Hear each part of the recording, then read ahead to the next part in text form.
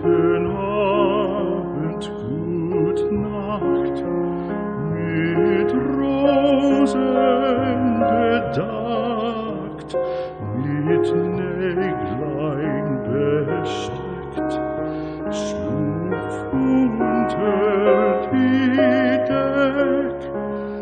Morgen früh, wenn Gott will, wirst du wieder geweckt. Morgen früh, wenn Gott will, wirst du wieder geweckt.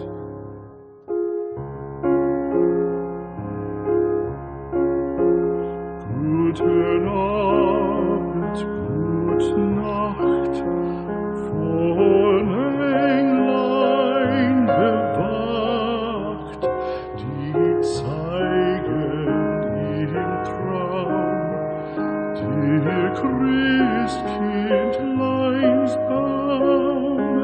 Schlaf nun selig und süß, schau im Traums Paradies. Schlaf nun selig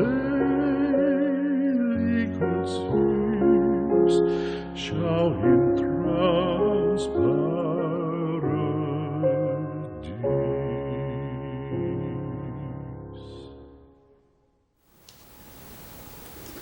여러분은 종종 어떻게 하면 글을 잘 쓸 수 있는가? 이런 질문을 하기도 합니다. 확실히 글을 잘 쓰는 방법은 있습니다. 가장 쉬운 방법은 사실을 그대로 기록하는 것이다. 이렇게 이야기를 해두죠. 사실을 기록하는 경우에는 단지 한글 맞춤법만 확인을 하면 더 할 일이 없다. 그렇게 말을 할 수 있습니다. 예를 들어서 기자가 기사를 쓸 때를 한번 생각해 봅시다. 기자는 무엇을 더하거나 빼거나 하지 않고 단지 보고 들은 것을 육하 원칙에 따라서 그대로 기록을 합니다. 이런 문장이 있다고 해봅시다. 1월에 장미꽃 2송이가 활짝 피어 있었다. 물론 한 문장쯤 더 읽어봐야 그 내용을 알 수 있겠죠. 그런데 이것은 분명 사실일 수 있습니다. 이것이 가능한 상황은 많이 있는 것이죠. 그것이 실내의 테이블 위 꽃병에 꽂힌 장미꽃일 수도 있고 또 보온이 잘 되어 있는 식물원 안에서의 모습일 수 있는 겁니다. 그래서 이렇게 사실을 본 대로 들은 대로 쓰는 것은 대단히 쉬운 일입니다. 그런데 비전문가 혹은 글을 전문으로 쓰는 사람들 중에는 종종 쓸데없는 첨가를 함으로써 이 모든 것을 그르쳐버리죠. 기자가 이러한 기사를 쓴 것을 보고 거기에 조미료를 살짝 뿌리는 겁니다. 그러면 이런 글이 나타나게 되죠. 1월 눈 내린 들판에 장미꽃 수십 송이가 피어 있는 것을 보았다.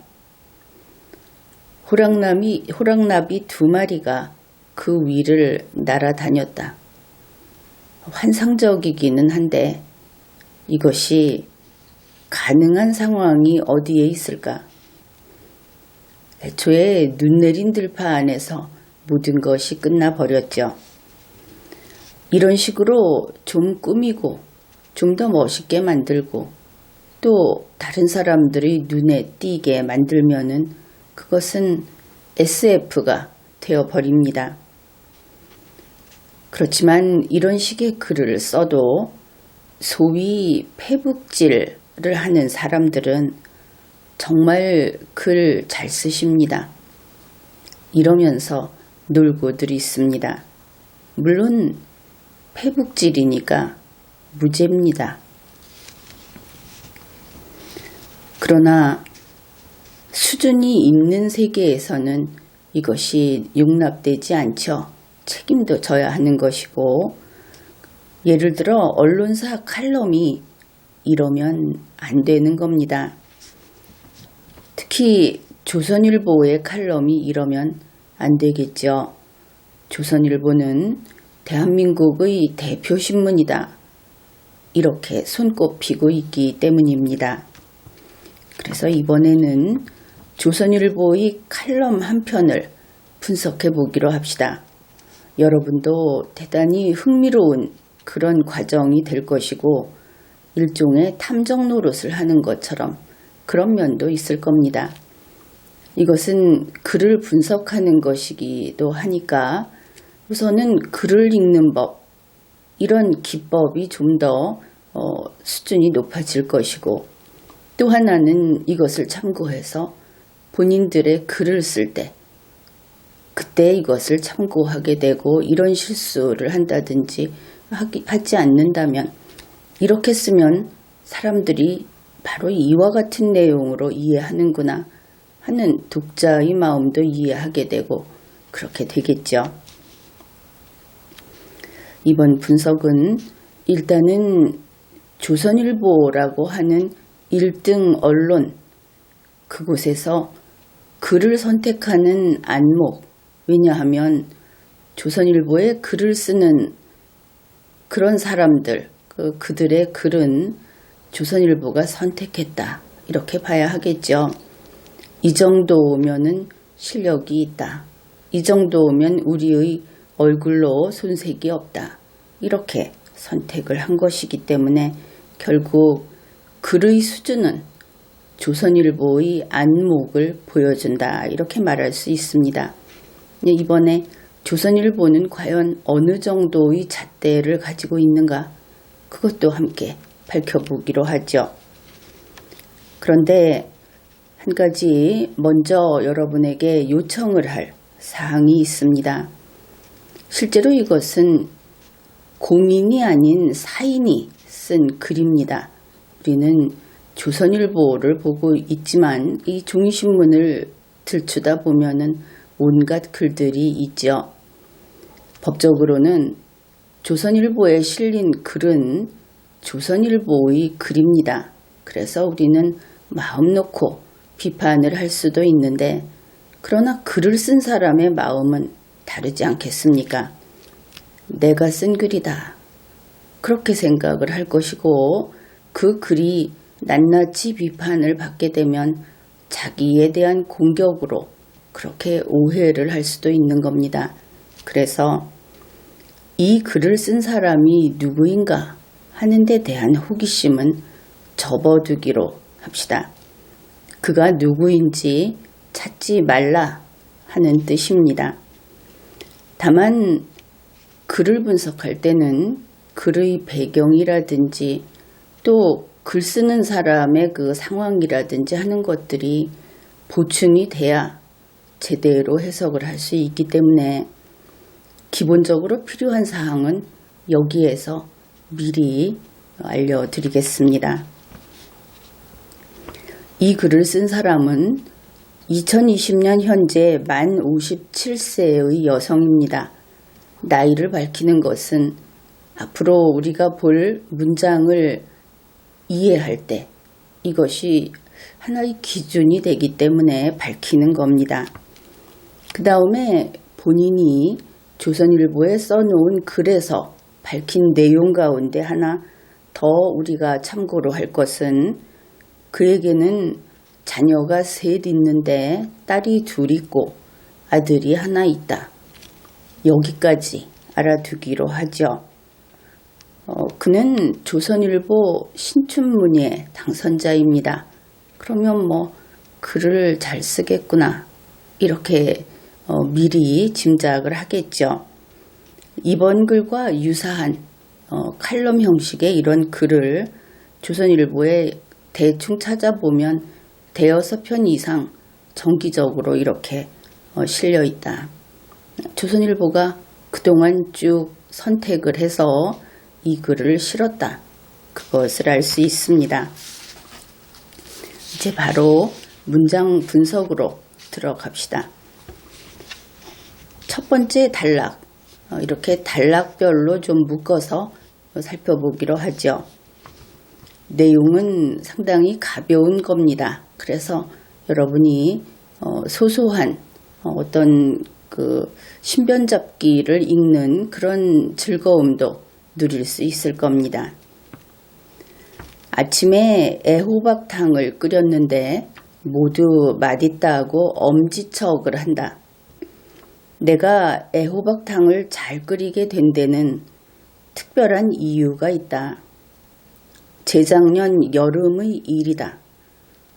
친정엄마와 나는 어느 식당을 가서 애호박탕을 시켰다.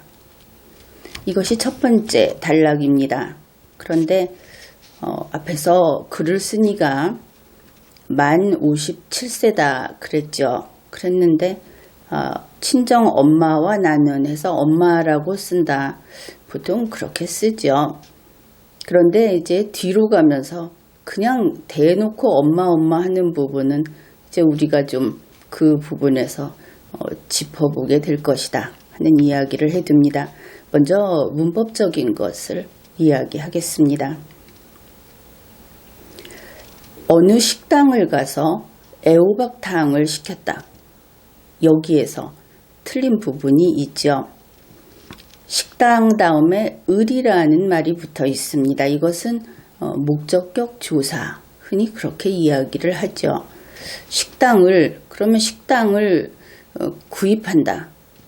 뭐 이런 식으로 쓰면은 가능할 것도 같습니다. 그러나 이 자리는 목적격 조사가 쓰일 자리가 아니고 처속격 조사 에라는 것이 쓰여야 하는 자리다 하는 겁니다. 그래서 식당에 가서 애호박탕을 시켰다.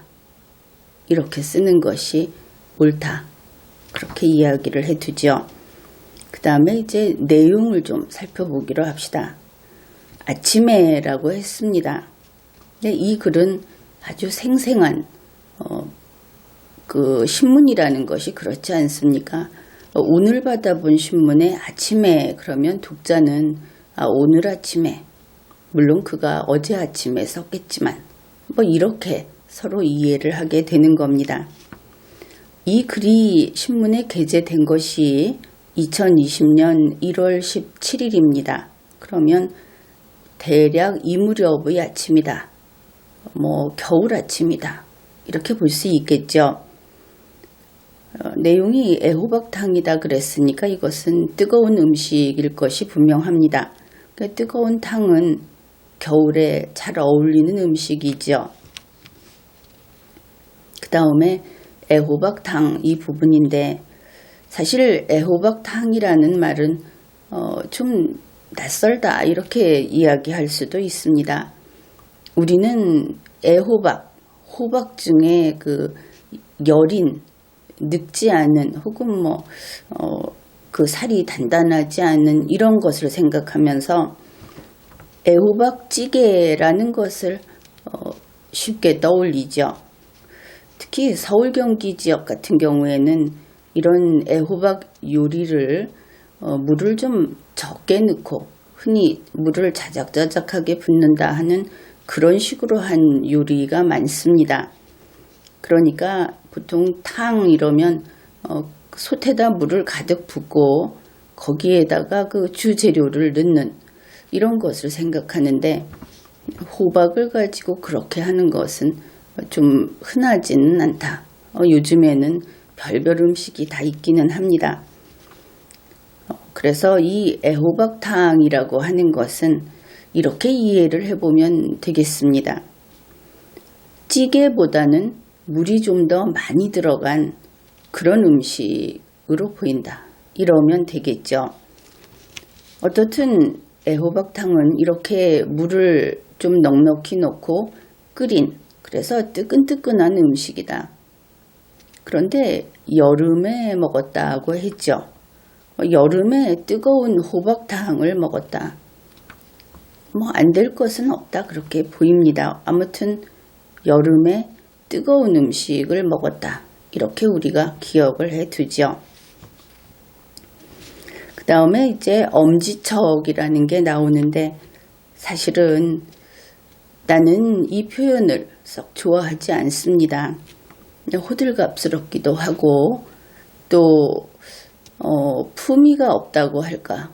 다른 사람에게 이 엄지척은 사전을 찾아보면 이렇습니다. 주먹을 쥔 상태에서 엄지손가락을 축혀 세워서 상대방에게 보여주는 것. 이것이 썩 그 품이 있거나 예의 바른 동작은 아니죠. 스포츠를 즐기는 곳이라든지 혹은 그냥 아무 그 격이 없이 특히 아이들이 할 만한 동작이다. 요즘에는 물론 애어른 없이 그런 어떤 기준도 다 무너지고 그렇기는 했는데 아무튼 그런 동작입니다. 그런데 엄지척을 싫어하는 이유는 따로 있죠.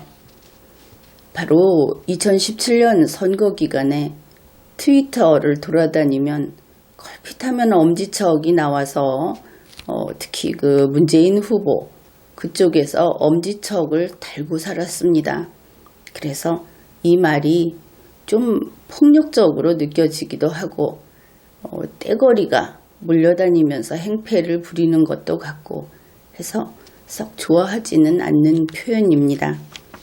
글로 써놔도 예쁘지도 않죠.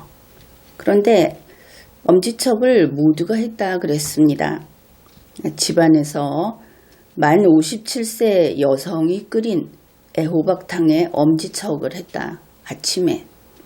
그러면 아침 식사를 함께 하는 사람들, 흔히 가족들, 그들이 최고야 이런 식으로 말을 했다 하는 뜻이구나. 그렇게 알 수가 있죠. 아까 그 본인이 밝힌 내용을 보면은 딸 둘, 아들 하나가 있는데 또 남편도 원래 있어야 하지 않겠습니까? 대략 그렇죠. 이렇게 추측을 해봤는데 이제 이 점은 뭐가 관계가 있느냐 하면은 조선일보에서 그래픽을 실어놨습니다. 그런데 그 그림에 아들도 딸도 남편도 없고 나이 많은 여성 한 명이 음식을 앞에 두고 엄지손가락을 치켜 세워놓고 있는 그런 그림을 그려놓았습니다. 그래서 우리가 통상적인 아침 식사를 하는 가족의 모습으로는 좀 어울리지 않는다. 그런 생각이 들어서 가족관계를 한번 짚어보았습니다.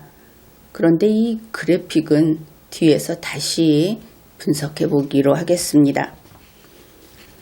여기에서 우리가 이 만 57세의 조선일보 신춘문예에 당선된 글쓴이는 애호박탕을 잘 끓이는구나, 맛있게 끓이는구나 이것을 알 수 있습니다. 그런데 본인이 밝혀뒀죠. 이것을 잘 끓이게 된 데에는 특별한 이유가 있다. 이제 문장을 잘 분석을 해봅시다. 잘 끓이게 됐다 하는 것은 어느 기준점이 있습니다. 그 기준점 이전에는 잘 끓이지 못했죠. 그 기준점을 넘어서면서 잘 끓이게 된 겁니다. 이렇게 되겠죠. 순서가. 그렇게 어떤 그 변곡점이 존재한다. 그것을 알 수 있는 겁니다. 원래 잘 끓이던 것이 아니고 어떤 일을 기준으로 어떤 시점을 기준으로 잘 끓이게 됐다. 거기에 특별한 이유가 있다. 이렇게 이야기를 했습니다. 그 이유가 무엇인가 궁금해지지요. 여기에서 문장 표현에 대해서 한 가지를 이야기를 하겠습니다. 우리가 평소에는 이렇게 말을 잘 씁니다. 잘 끓이게 된 데에는 특별한 이유가 있다. 그리고 아무도 거기에 문제의식을 느끼지 못하지요. 그런데 이게 말이면 괜찮습니다. 그렇지만 이게 글이 됐을 때는 앞뒤 관계가 안 맞는다, 호응이 안 된다 하는 것을 찾아내야 하는 겁니다. 이유라는 것이 무엇입니까?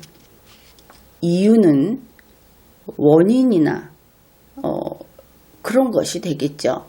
자, 잘 끓이게 된 것이 결과라고 한다면 잘 끓이게 된 특별한 무엇이 그 결과에 대한 원인이 되는 겁니다. 원인이 있고 결과가 있다고 이어지기에는 이 상황은 좀 다르죠. 원인은 이렇습니다. 불을 태우고 있으면 연기가 보인다. 이제 옛날부터 유명한 그 형사법에서 나오는 얘기입니다. 불을 떼고 있으면, 집단 같은 것으로 불을 떼고 있으면 연기가 보인다. 그런데 어떤 자기가 무엇을 배웠다든지 봤다든지 하면은 잘 끓이게 된다. 이것이 이어지는 데는 여러 가지 다른 요소가 개입되어야 하죠. 그래서 이와 같이 직접 A 하면 B 된다의 관계가 아닐 때는 그것을 계기, 이와 같은 표현을 씁니다. 그래서 내가 잘 끓이게 된 데에는 특별한 계기가 있었다. 이런 식으로 써줬을 때 가장 매끄럽게 연결이 된다 하는 것이죠. 이것은 물론 글을 이렇게 쓰는, 이러한 글을 선택한 조선일보의 안목을 지적하는 겁니다. 글쓴이에 대해서 미주알 고주알 시비를 거는 것은 아닙니다. 그 다음에 이제 재작년 여름의 일이었다 하니까 우리가 그 때가 언제인지를 알아낼 수가 있는 것이죠. 그러면 그때는 글쓴이가 만 55세였고 여름이었다. 여기까지를 읽어낼 수 있습니다. 친정엄마와 나는 어느 식당을 가서 애호박탕을 시켰다 그랬는데 어느 식당에 가서 이렇게 써야 맞다. 이렇게 이야기를 했습니다. 친정엄마와 나라는 여기에 나타나는 등장인물 두 사람을 우리가 한번 그 모습을 그려보기로 합시다. 딸이 만 55세니까 친정엄마는 좀 젊게 잡아도 한 20살 차이는 나지 않겠습니까?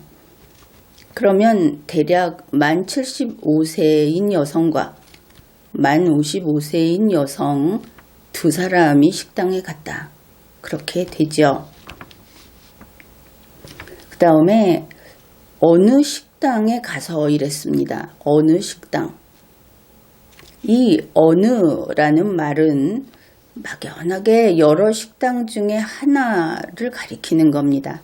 그렇죠. 특정하지 않는다 이런 표현을 쓰는데 어떤 특별한 개성도 없고 또 상호명도 없고 또 그렇게 할 필요도 없고, 그래서 이 어느 식당이라고 하는 것은 이전에 가보았던 곳은 아닙니다. 그렇게 되죠. 왜냐하면 이전에 가보았던 곳은 이미 어느 정도 특정이 되어 버리기 때문에 그런 것입니다. 같은 뜻에서 단골집도 아닌 겁니다. 결국 그 식당은 처음 갔다. 그것을 알 수 있는 것이죠. 여기에서 또 하나 두 사람이 주문한 메뉴가 동일한 애호박탕이었다. 그것도 알 수 있습니다. 여기까지가 이제 처음 분위기가 이렇다 하는 것들이었고, 이제는 두 번째 단락을 보기로 합시다. 즉 그 안에서 벌어지는 일을 설명하고 있습니다. 그런데 밀려드는 손님들로 인해 밥은 생각보다 늦어지고 있었다.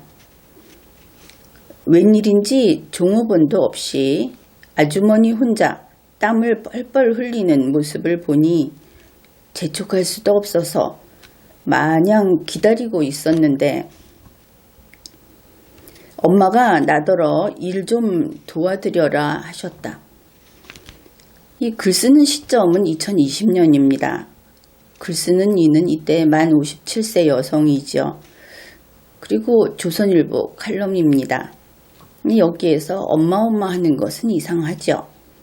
엄마가 나더러 일 좀 도와드려라. 이것은 보통 아이들의 엄마가 아이에게 어떤 일을 시킬 때 그럴 때 이렇게 쓰게 되지 않을까. 그렇게 좀 보이는 면이 있습니다. 내용을 보기로 하죠. 손님들이 밀려들었다 그랬습니다. 손님이 많았구나. 그것을 알 수 있죠. 참고로 요 뒤에서 글쓴이가 밝혔는데 이때가 점심시간, 점심때라고 밝혔습니다. 점심시간은 식당에 손님이 많은 때가 맞죠. 한창 바쁜 때였구나. 그것을 알 수 있습니다. 그 다음에 밥이 늦어지고 있다 이렇게 이야기를 했는데 이 밥이라고 하는 것은 만들어지는 게 늦어질 수도 있고 또 이 손님들의 상으로 테이블로 갖고 오는 게 늦어질 수도 있습니다. 그런데 여기에서 내용을 보게 되면 음식을 이미 다 만들어 놨는데 음식은 쌓여 있는데 그것을 서빙할 사람이 없어서 갖고 오는데 늦어졌다. 그런 뜻이 아니다 하는 것을 알 수 있습니다. 그래서 여기에서 밥이 늦어진다 하는 것은 음식이 빨리 만들어지지 못하고 있다. 주문이 밀렸다. 이 정도로 이해를 하면 되겠습니다. 그러면은 이 표현에서 우리가 읽어낼 수 있는 것들이 좀 있죠. 손님이 많은 것은 이 집이 소문난 맛집이어서 그런 것은 아니겠다. 이렇게 추측을 할 수 있습니다. 원래 식당이라는 것이 그 규모가 뻔하지 않습니까? 식당 주인은 우리 집에 손님이 많이 와서 만석이 되면은 어느 정도이고 그러면 내가 어떻게 그것을 감당하고 음식을 준비하기 위해서는 재료를 어느 정도 확보해야 하고 손질을 해놓을 것은 해놓아야 하고 하는 것들을 대개 계획을 해놓고 있죠. 그래서 이렇게 손님이 좀 많이 온다고 해서 그 음식을 해대지 못한다고 하면은 그건 식당 주인 탓입니다. 능력이 안 되는 것이죠. 그 능력이 안 되는 주인이 있는 식당은 그렇게 음식을 잘하지도 못하고 손님이 맛있다 해서 찾아들지도 않고 그렇기 때문에 맛집은 아닌 것 같다. 이렇게 이야기를 했습니다. 한 번은 서울 중구 필동에 있는 그 식당을 간 적이 있는데 이 식당 하는 사람들의 그 능력이 얼마나 대단한가 하는 것을 거기에서 실감을 했습니다. 그때도 바쁜 점심시간이었는데 가스레인지 그 불 나오는 구멍이 이렇게 달려있는 거 있죠. 그거를 쫙 늘어놨는데 한 12개 늘어났습니다. 거기에 그 불마다 다 뚝배기를 올려놓고 그리고는 뚝배기 올리는 시간이 달랐을 거 아닙니까? 그 때 맞춰서 넣어야 될 거를 다 챙겨서 넣는 겁니다. 더 넣어야 될 거, 덜 넣어도 될 거, 그것까지 구분을 해가면서 그런데 그것을 아주 여유 있게 끓이고 있었습니다. 그뿐 아니라 국자를 들고 첫 번째 뚝배기, 두 번째 뚝배기 이런 식으로 1, 2, 3, 4 순서대로 맛까지 확인을 하면서 끓이는 것을 보았습니다. 그렇게 끓인 다음에 서빙까지도 혼자서 다 해치웠습니다. 그러니 그 정도는 돼야 노련한 식당 주인이다. 이렇게 이야기를 할 수 있겠죠. 글쓴이는 웬일인지 종업원도 없이 이런 말을 했습니다. 여기에서 그냥 멋을 부려서 웬일인지를 넣었는지 모르겠는데 이 웬일인지라는 네 글자 이것을 쓰기 위해서는 전후 사정을 다 살펴야 하는 겁니다.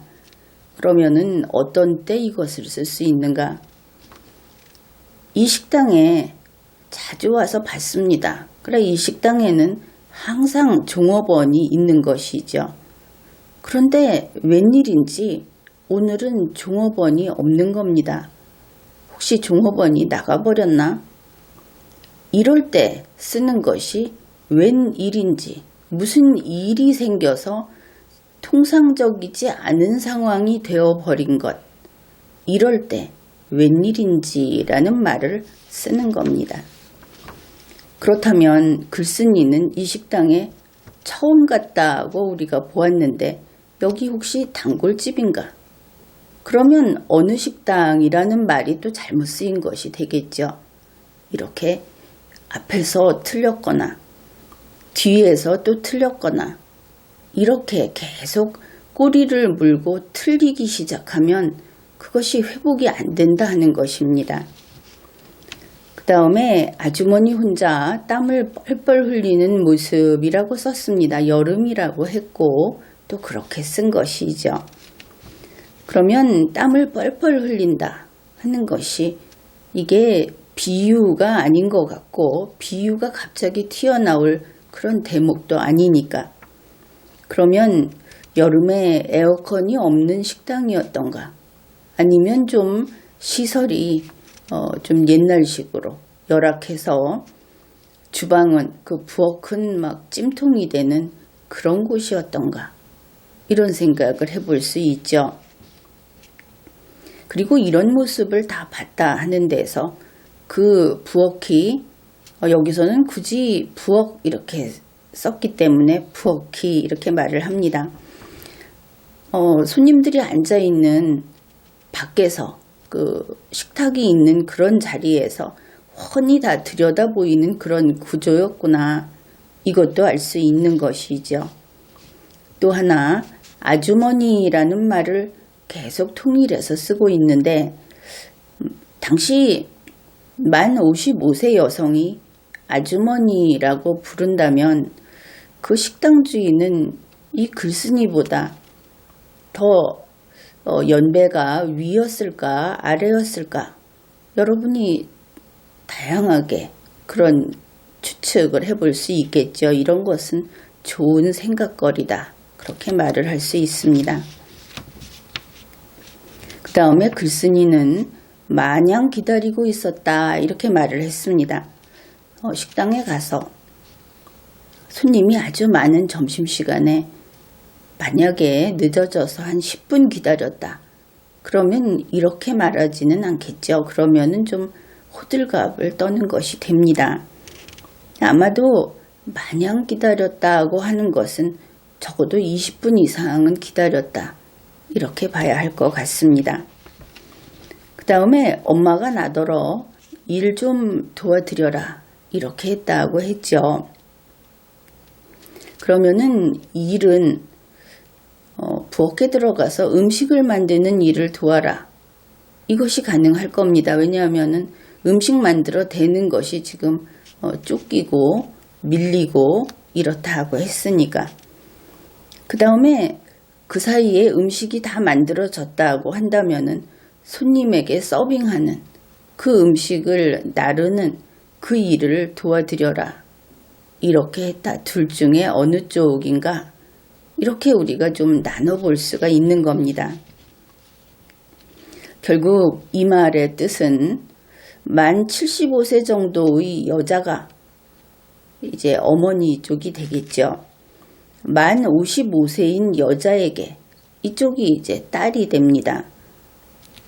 생판 모르는 처음 간 식당에서 손님인데 가서 식당 일을 도와주라고 지시를 한 것이다. 이렇게 됩니다. 사실 이 대목에서 독자들은 상당수가 깜짝 놀랐을 겁니다. 아, 특이하구나. 이렇게 생각을 했겠죠. 보통은 이런 장면을 우리가 어디서 봅니까? 속칭 며느리를 부려먹는 그리고 괴롭히는 요즘에는 이런 것도 잘 없는데 그 나쁜 시어머니가 나오는 드라마 장면에서 이런 거 볼 수 있죠. 아주 난처하게 만들고 창피를 주고 그 다음에 남의 눈이 좀 꺼려져서 그래서 하기 싫은 거를 억지로 시키고, 그런데 친정엄마라고 했습니다. 시어머니는 아니다 하는 것이죠. 그러면 친정엄마 쪽은 괜찮은가? 나쁜 계모가 나오는 드라마에선 또 이런 장면이 있을 수도 있습니다. 그런데 만 55세 된 여자가 나쁜 계모, 나쁜 시어머니에게 이렇게 당할 것인가? 그것도 맞지는 않죠. 그런데 우리가 이 글쓴이 만 55세인 딸, 이 사람이 자기 자신에 대해서 알려준 정보를 좀 살펴볼 필요가 있습니다. 이제 조금 더 보면은 본인이 이 이야기를 하는데, 이때 이 여자 손님 글쓴이는 분홍색 원피스를 입고 있었다고 합니다. 그리고 그는 신춘문예에 도전 중인 글 쓰는 사람인 것이죠. 바로 다음 해에 신춘문예에 당선이 됩니다. 이제 그런 사람이 가서 그 어머니가 식당 일을 도와라 이렇게 지시를 했다는 것이죠. 이 식당은 단골집이 아닙니다. 어느 식당인 것이죠. 그러니 식당 주인과 아는 사이도 아니다. 우리는 그렇게 판단을 하게 됩니다. 그러면 이 어머니의 심적 상태는 무엇일까? 어째서 이런 이야기를 했을까? 남이 딱한 처지에 있는 것을 못 보는 사람이면 자기 딸은 아무거나 시켜도 되는 것인가? 아니면 그 딸은 이런 일을 해도 괜찮은 그런 성격인가? 이런 것들도 생각해 볼 수 있고, 혹시 글쓴이의 어머니가 바로 이 같은 이런 식당, 이런 업종에서 일하는 사람이어서 남의 일처럼 느껴지지 않고 그래서 이런 말을 한 것인가? 그것 또한 생각해 볼 수가 있는 겁니다. 어떻든 일반적인 이 도시에 사는 그런 가정에서는 나오기 힘든 특이한 사례다. 그런 생각이 듭니다. 이제 세 번째 단락입니다. 조금 낯설었지만 부엌으로 가서 제가 도와드릴까요? 하니 의외로 네, 좀 도와주세요 했다. 그때부터 나는 팔을 걷고 쟁반을 나르기 시작했다. 소주 주세요 하면은 소주를, 컵 좀 주세요 하면 컵을 갖다 주었다. 이 모든 표현들이 여러분이 소설을 본다든지 했을 때, 드라마를 본다든지 했을 때 많이 본 비슷한 그런 서술 내용이다 하는 생각은 할 겁니다. 이제 내용을 살펴보기로 합시다. 조금 낯설었지만 부엌으로 가서. 그런데 식당 손님이 주인하고 알지도 못하는 그 분홍색 원피스를 입은 그런 손님이 남의 식당 부엌에 들어가는 일이 그게 낯선 일입니까? 그건 특이한 일이고 이상한 일이고 당사자 입장에서는 망설여지는 일이 될 수 있다. 그렇지 낯선 일은 아니겠죠.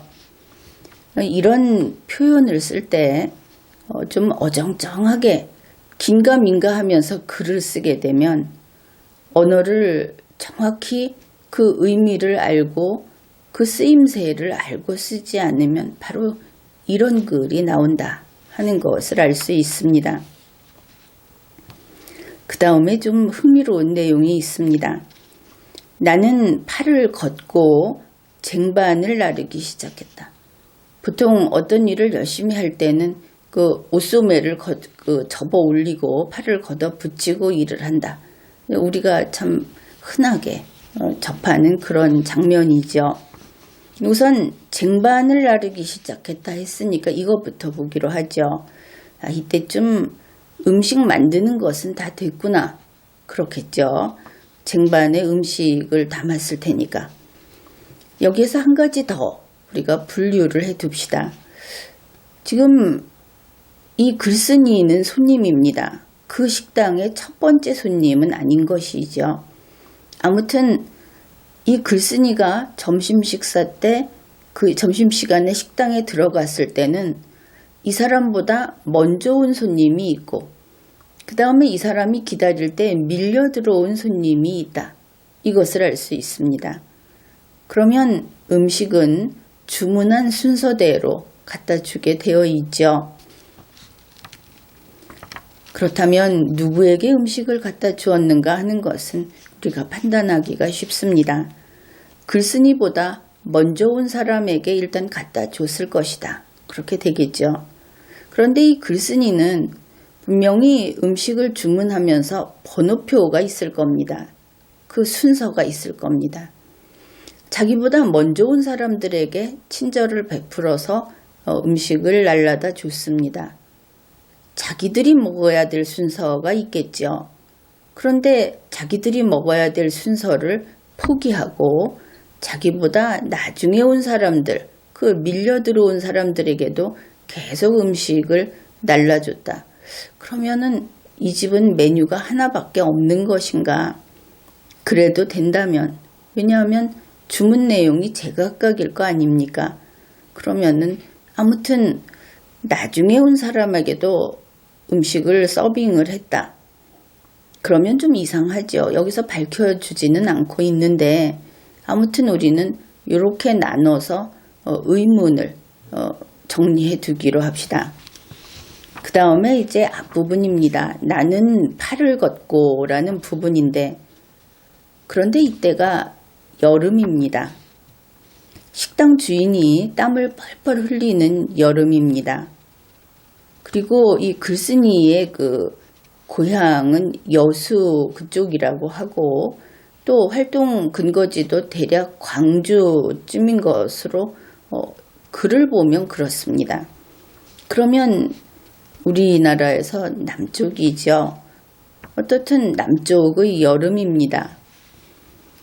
그런데 팔을 걷었다는 것은 옷소매가 길었다, 긴팔 옷을 입었다 이렇게 되겠죠.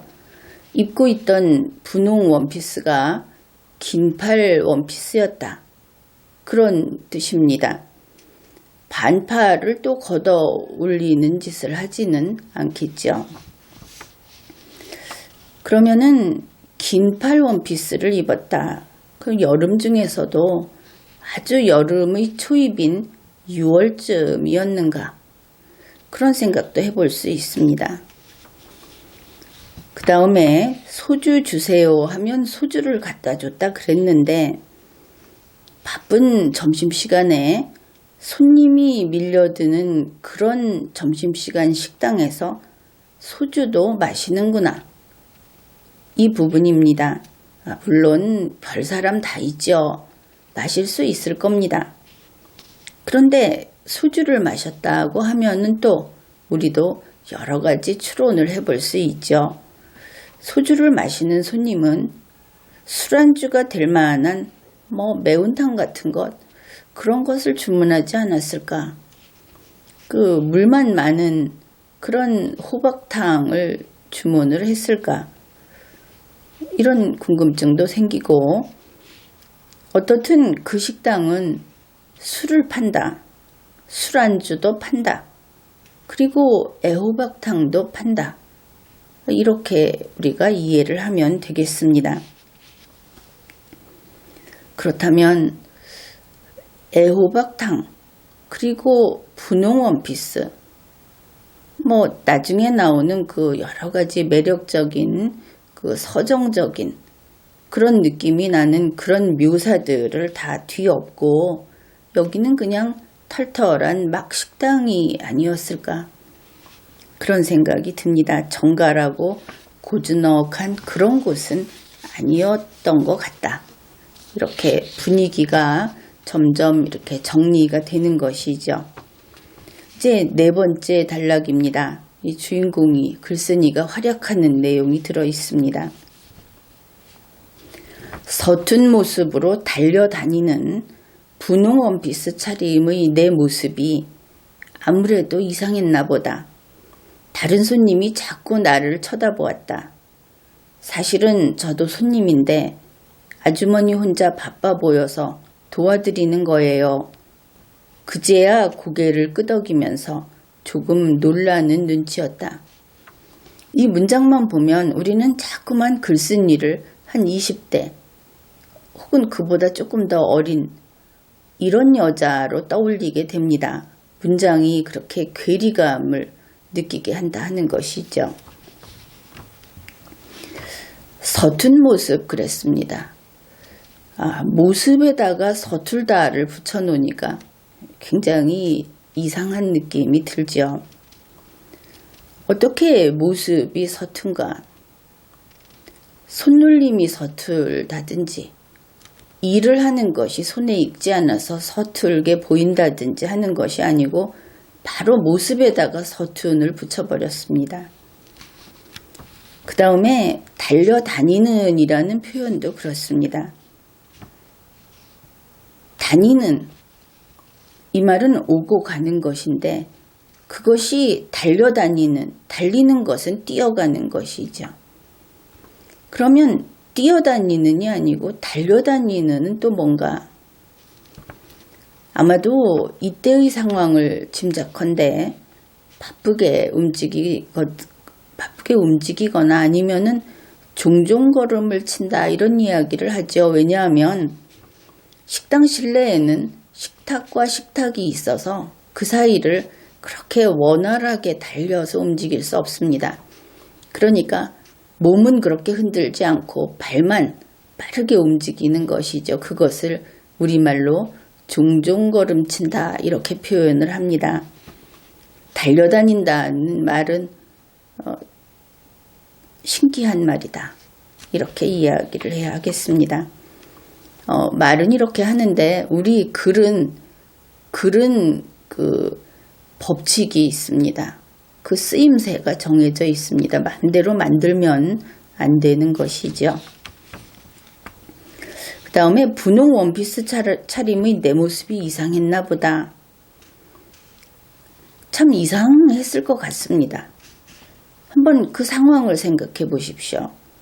만 55세인 여성이 여름에 그 긴팔 분홍색 원피스를 입고 그 다음에 애들이 셋이나 있는 그런 주부인데 그럼 사람들이 보기에도 살림에 익숙할 연배다 이렇게 느끼겠죠. 그런데 일하는 게 극히 서툰 겁니다. 비록 식당의 일이지만 결국은 상 차리고 이런 거 아닙니까? 음식 만드는 것도 아니고. 그런데 뭐 숟가락 놓는 게 서툴었는지 그릇 만지는 것이 서툴었는지 뭐 그랬던 모양입니다. 바로 이런 이상한 상황이었다. 보는 사람이 이상했을 법도 하다. 그렇게 느껴집니다. 그 다음에 서빙 받는 손님이 자기가 이제 이렇게 도와주는 거다 하고 설명을 하니까 고개를 끄덕이면서 놀랐다 이렇게 썼습니다. 앞에서 우리가 글쓴이보다 먼저 온 손님이 있고 글쓴이보다 나중에 온 손님이 있을 것이다 이렇게 좀 나눠봤죠. 이해의 편의를 위해서. 그러면 글쓴이보다 먼저 온 손님한테 먼저 서빙을 했을 것이다. 그것이 맞죠. 그런데 한번 생각을 해봅시다. 글쓴이보다 먼저 온 손님이 와서 기다렸습니다. 그런데 글쓴이의 그 모녀는 이 글쓴이가 분홍 원피스를 입고 들어갔습니다. 계속 본인도 분홍 원피스가 눈에 띄었을 것이다 이렇게 이야기를 했죠. 그러면은 무료하게 마냥 기다렸으니까 무료하게 기다리면서 이 손님이 갑자기 부엌에 가서 이야기를 하는 것이며 또 그 쟁반을 나르는 것이며 이런 거 다 받지 않겠습니까? 경과를 다 지켜봤을 것이다. 더구나 그 부엌이 밖에서 훤히 들여다 보이는 그런 구조인데 그러니까 아무 일도 모른다는 듯이 자기가 설명을 해서 비로소 놀라면서 고개를 끄덕였다 하는 것은 이 경우에 맞지 않죠. 그 다음에 이제 글쓴이보다 나중에 온 사람들한테 자기 순서는 포기하고 나중 온 사람들에게 서빙을 했다 그러면은 자기들이 먹을 글쓴이 그 모녀가 주문한 음식은 이미 주문이 들어갔는데 취소를 했다는 얘기인가? 아니면 자기네가 주문한 것을 다음 사람한테 줘도 될 정도로 단품만 파는 집이었던가? 단품만 파는데 그거 먹으면서 소주 마셨던가? 이렇게 이제 그 소위 발이 걸리는 대목이 상당히 많이 있습니다. 이제 그 부분은 그렇다 치고 자기보다 나중에 온 손님에게 서빙을 했다고 하면 이 사람은 지금 나이 든 어머니를 모시고 가지 않았습니까? 그런데 자기 어머니를 굶겨둔 것이죠. 물론 어머니가 시켜서 하는 일이기는 하지만 거기까지 원하지는 않을 것이다 싶지 않습니까? 이 글쓴이 모녀는 아직 점심 식사도 못했습니다. 그러면서 계속 서빙을 하면서 이 사람 입장에서는 만 75세 적어도 그 이상 그런 그 어머니를 굶겨두고 좋은 일 하고 있었다 하는 것이죠. 그것도 그렇지만 아무리 남의 식당이 바빠도 좀 도와주다가 자기 차례가 오면은 식사를 하고 나가서 볼 일을 봐야 하지 않겠습니까? 그런데 이 모녀는 다른 볼 일은 없었던 모양입니다. 거기서 그렇게 마냥 시간을 지체하고 있었으니까 남들을 위해서 자기들 스케줄이라든지 자기들의 일정을 다 뒤로 밀어버린 것이죠. 아마 뒤에는 할 일이 없었던 모양이다. 이렇게 생각해 볼 수도 있습니다. 그래서 이것이 자기들보다 먼저 온 사람들한테만 했다고 해도 설명이 좀 안 맞고 나중에 온 사람들한테까지도 계속 그 서빙을 해주고 있었다고 하면 굉장히 이상하고 그렇게 되어 버리죠. 그런데 이제 보니까 나중에 온 사람한테도 계속 했던 것으로 이 내용이 그렇게 전개가 됩니다. 이제 보게 되면은. 그래서 글쓴이 모녀가 식사를 한 것은 이렇게 손님이 밀려오고 바쁜 점심시간이 다 지나가 버린 그 뒤에 점심시간이 대략 1시간 정도 되지 않습니까? 그래서 그게 다 끝난 다음에 식사를 했다 하는 것을 알 수 있습니다. 그것은 이제 지금부터 또 확인이 가능합니다. 이번에는 5번째 단락입니다.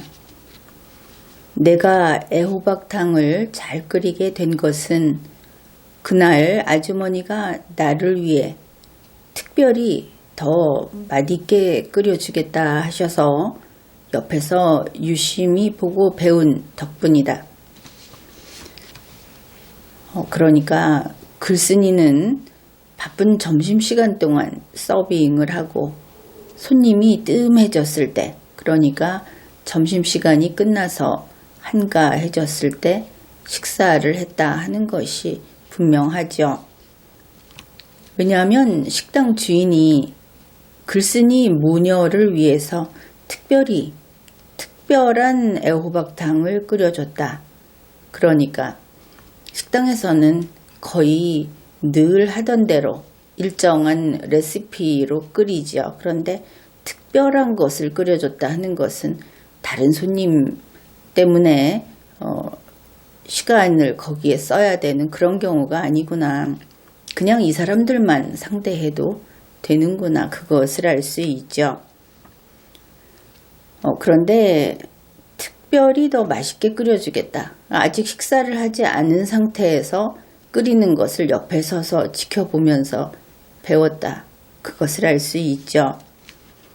그런데 옆에서 보고 한번 보고 나서 그 다음에 애호박탕을 잘 끓이는 그런 솜씨가 좋아졌다. 이렇게 이야기를 하는 것을 보니까 글쓴이는 아마도 음식을 잘하는 소질이 원래부터 있었던 모양이다. 그렇게 보입니다. 이 음식이라고 하는 것이 옆에서 보고 배운다고 해서 바로 배울 수 있는 것이 아니고 더구나 옆에서 배웠다고 해서 아주 맛있는 그런 음식을 만들어낼 수 있는 것도 아니죠. 흔히 음식을 이렇게 하면 맛있게 만든다 하고 온갖 전문가들이 써놓은 책들이 나와 있습니다. 그런데 그거 보고 다 전문가 되는 거 아니죠.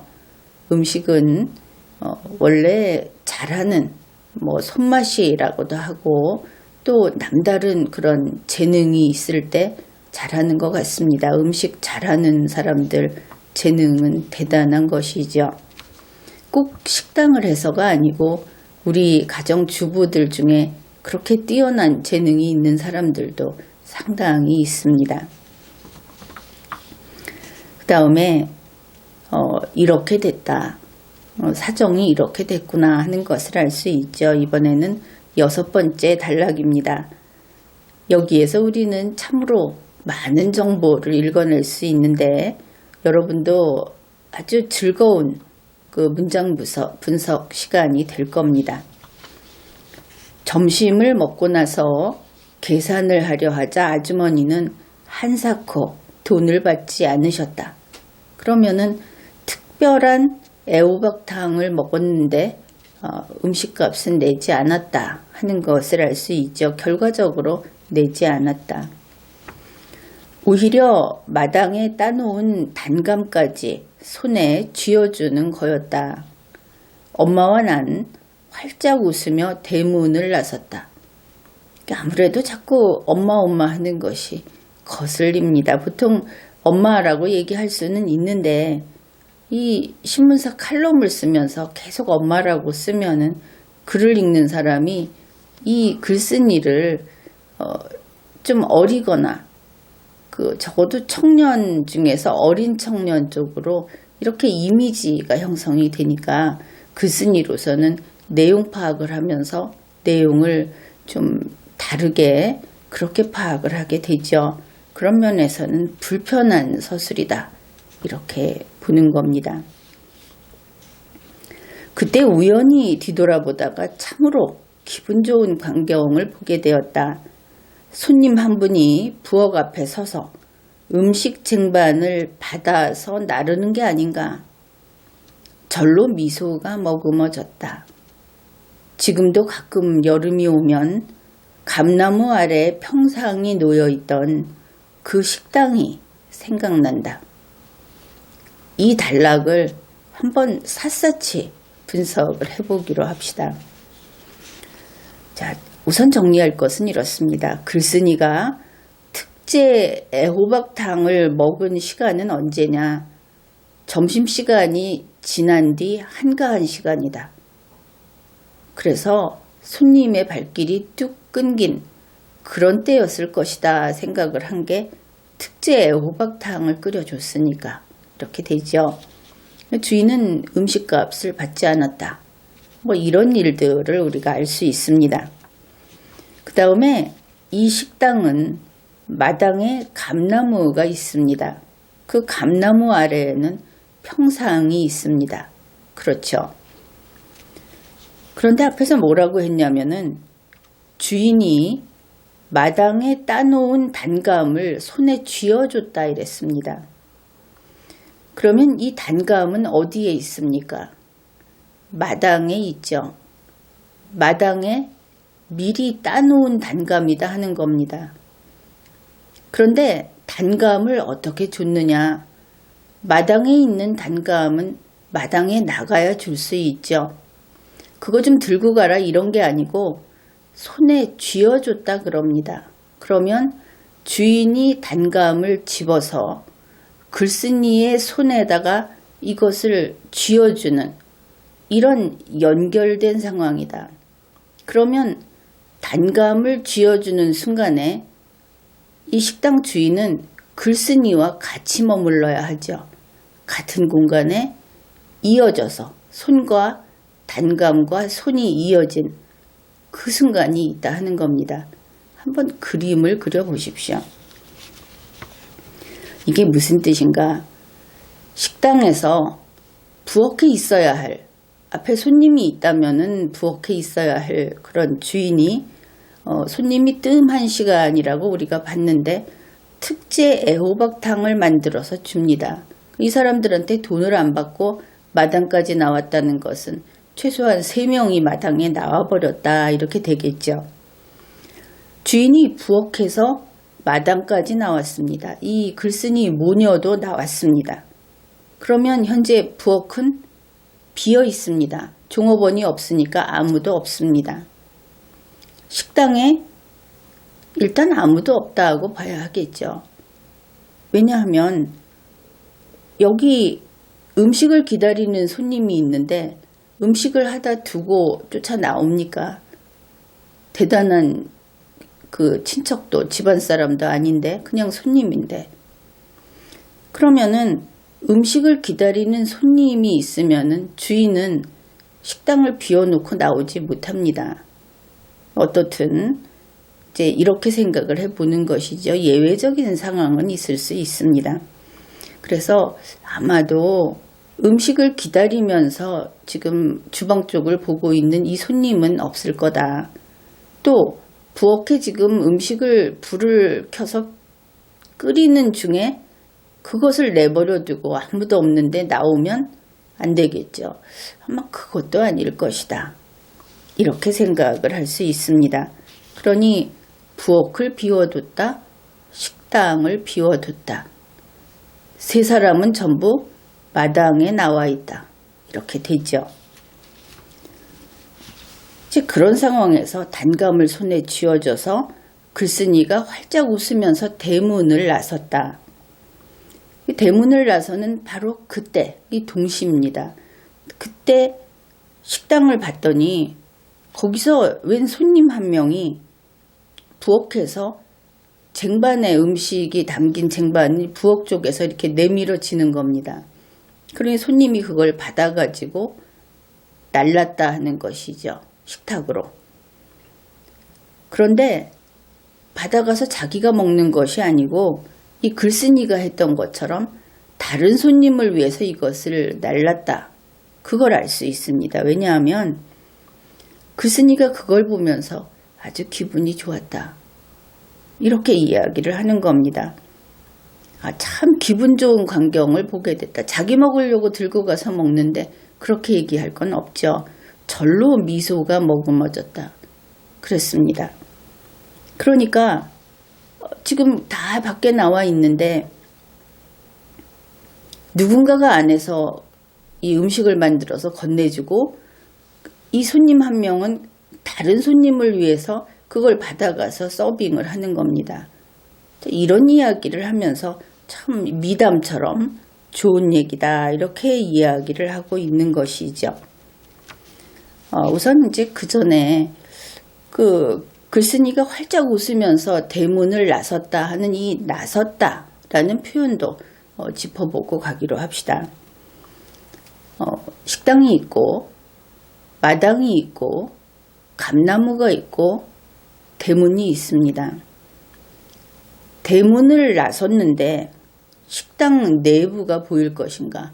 그 부엌에서 이걸 받아가는 것이 보일 것인가? 보일 수도는 있습니다. 이 식당이 아주 크고 또 건물이 좀 지대가 높아서 대문 쪽에서 보면은 또 눈이 대단히 좋아서 이렇게 상황을 실수 없이 명확히 볼 수도 있습니다. 그런데 그게 아니고 아마도 대문을 향했다. 그때 뒤를 돌아다 봤다. 이쪽이 좀 더 현실성이 있지 않는가. 그냥 그렇게 생각을 해봤습니다. 이제 이 시간의 문제, 공간의 문제를 다시 확인해 보기로 합시다. 식당 주인이 이 모녀하고 같이 마당에 나와서 따놓은 단감을 손에 쥐어줬습니다. 그 글쓴이 모녀가 대문을 이렇게 웃으면서 나서는 바로 그때.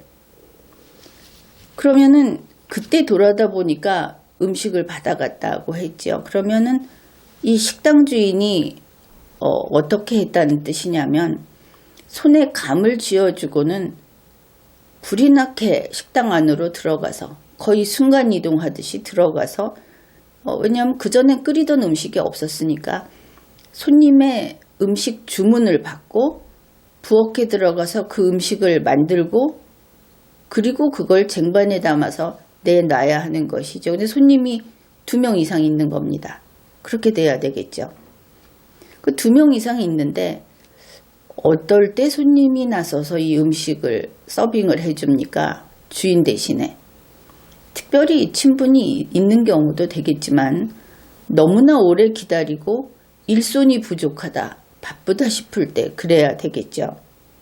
그러면 손님이 많다는 얘기가 될 겁니다. 일손이 바쁜 그런 때니까. 손님이 바쁘지도 않은데 그 음식 쟁반을 받아서 다른 손님에게 서빙했다.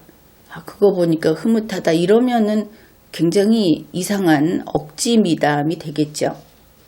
그런데 이거 물리법칙상 납득이 안 되는 그런 장면입니다.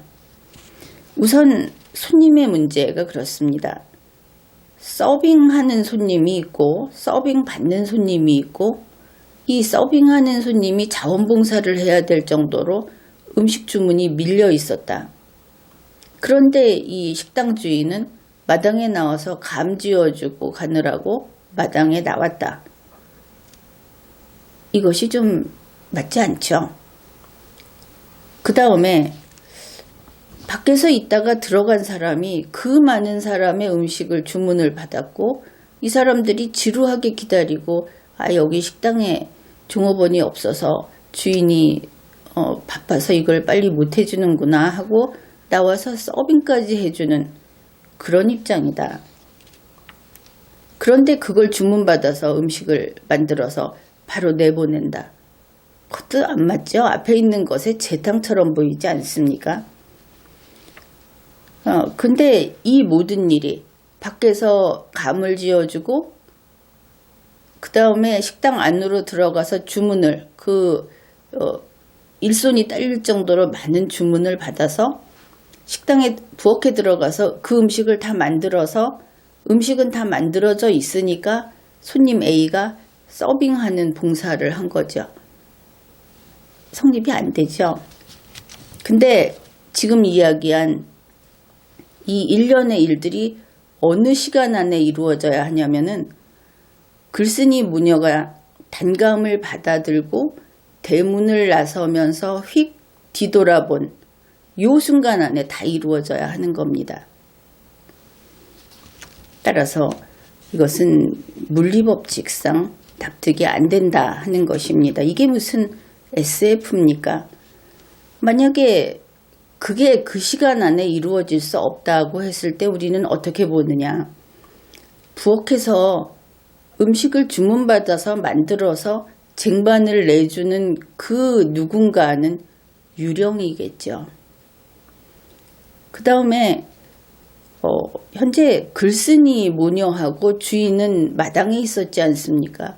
그런데 그렇게 많이 자원봉사가 필요할 정도로 그런 손님이 식당 안에 나타난 겁니다. 어디로 갔습니까? 대문에서 들어가지 않고 창문으로 들어왔습니까? 아니면 뒷문으로 들어왔습니까?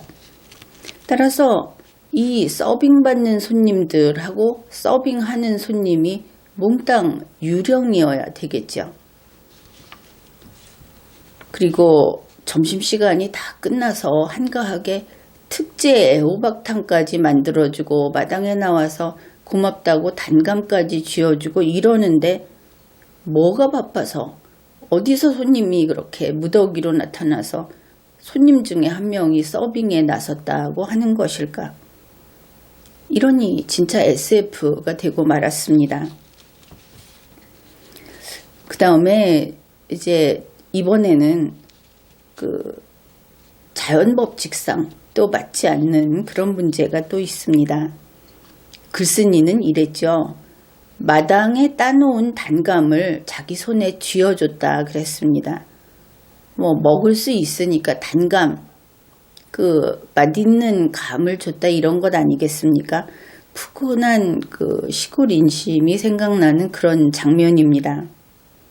그런데 여기 문제가 있다 하는 것이죠. 여름이라고 했습니다. 이 단감의 수확기는 가을이죠.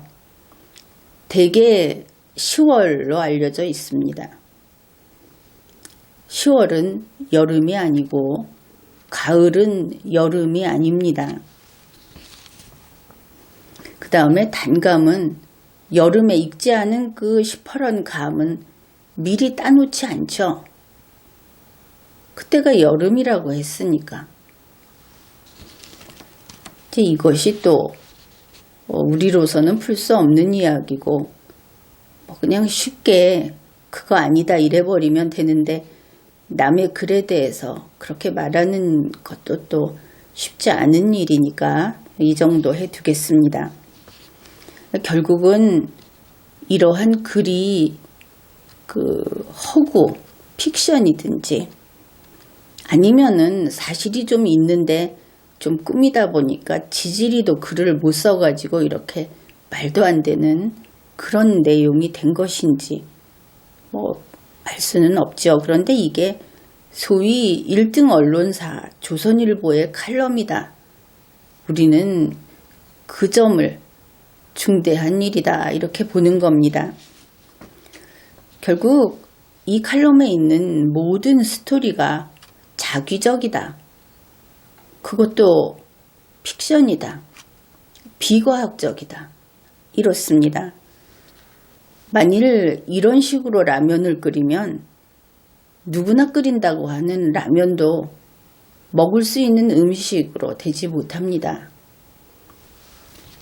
여담으로 주인공이 글쓴이가 자꾸 그 분홍 원피스 얘기를 하는데 분홍 원피스는 봄에 어울리는 것이죠. 여름 하면 아무래도 연두색이나 하늘색이나 이렇게 상큼한 색, 그게 멋진 색이지 분홍색은 후덥지근한 색입니다. 글에 멋을 부릴 때도 그 감각이라는 것이 있지 않습니까? 우리가 지금까지 살펴본 이 글에는 그것이 여름이면서 가을이고 그러면서 봄이다. 이런 계절 설정이 돼 있고 점심시간에 손님이 밀려드는 그 직장인들이 많은 그런 도시의 식당을 설정을 해놓고 그 분위기는 아주 시골에 전원에 있는 한가한 식당, 그것이 동시에 그려져 있습니다. 엄마 하는데 시어머니스러운 엄마가 있고 또 이것이 식당이면서도 어쩐지 그 고향집의 이미지, 그것이 겹쳐져 있죠. 좀 야멸차게 이야기를 하자면은 이 식당을 한다 하는 그 상인 마인드, 도대체 어떻게 음식을 만들어서 팔고 그 관계가 어떻게 되는지를 도무지 이해를 못하고 그저 아름다운 이야기로 미담으로 그리니까 이렇게 비현실적인 것이 되고 유령들도 대거 등장하고 이렇게 되는 겁니다. 점심시간에 손님이 밀려드는 그런 그때가 그 한 대목이다 하는 바쁜 그런 어떤 리듬을 타는 식당이라고 하면서 낮에 소주를 마신다. 또 단품으로 식사를 파는 곳이다. 이런 분위기를 풍기면서 또 술안주용 탕도 섞여 있고 그 다음에 단어들도 예쁜 단어를 많이 골라 썼죠. 아름다운 이야기, 고향의 향수 이런 것을 쓰는데 거기 갑자기 흔히 말해서 쇠주가 등장을 하는 겁니다. 저런 풍경에 쇠주가 나타난다고 하면은 그거 쏘가리 매운탕 나와야 하는 거 아닙니까? 무슨 그 아주 야들야들한 그 여성적인 애호박탕에다가 분홍 원피스에다가 이러면서 무슨 소주입니까?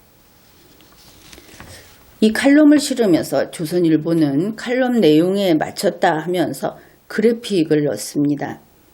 그래픽에 보면은 식탁 앞에 나이든 여성이 혼자 그 숟가락을 들고 이렇게 밥그릇, 음식 그릇을 놓고는 왼쪽 손을 들어서 엄지손가락을 세워가지고 아주 크게 엄지손가락을 척하고 내미는 그런 그림이 있고 그 옆에 머리를 길게 늘어뜨린 그리고 두 손을 앞에 모으고 앞치마를 두르고 서 있는, 그리고 상체를 앞쪽으로 기울여서 공손한 자세로 서 있는 이런 그래픽을 그렸습니다.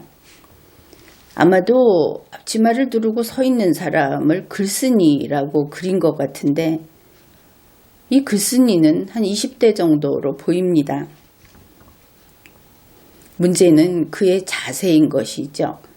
서 있는 자세가 식당 종업원의 자세입니다.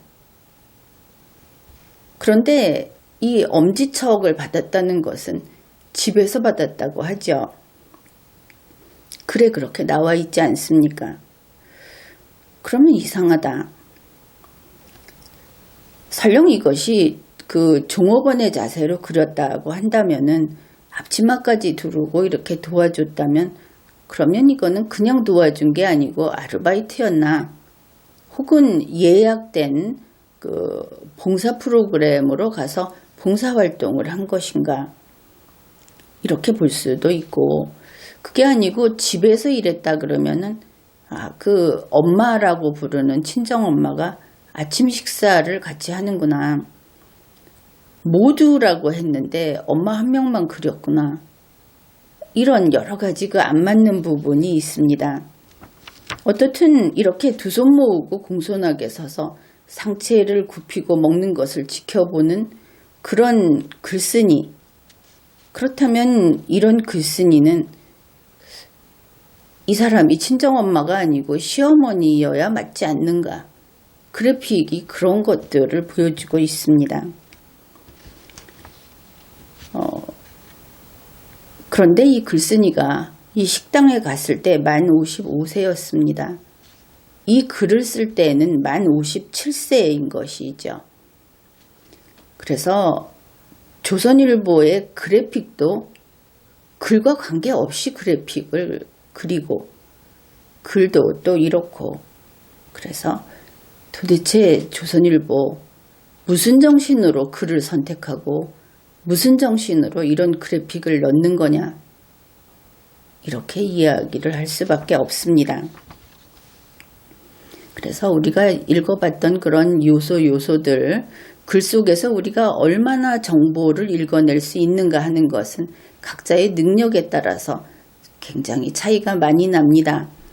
전문가가 읽으면, 내가 종종 그런 얘기를 하는데, 어떤 글을 좀 봐달라고 했을 때 그 글에 몇 명이 그 글을 손을 봤는지, 글을 손보는 사람이 성별이 뭐고 취향이 뭐고 연령대가 어떻고 하는 것까지도 사실은 글이 좀 길면 다 읽어낼 수가 있습니다.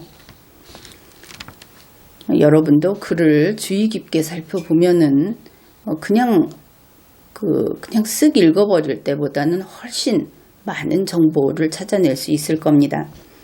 이제 마지막으로 정리를 하죠. 글을 잘 쓰려면, 그것도 쉽게 잘 쓰려면 정직하면 됩니다.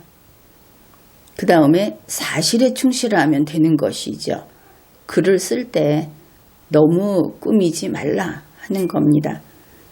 글을 쓸 때 사람이 살아갈 때도 비슷합니다만은 그렇게 분단장 안 해도 됩니다. 진지하게, 정직하게 삶에 자기가 전면으로 부딪혀서 살아가면은 그게 가장 센 거고 가장 그 수준 높은 거고 그런 것이죠. 지금까지 리걸마인드 연구소였습니다.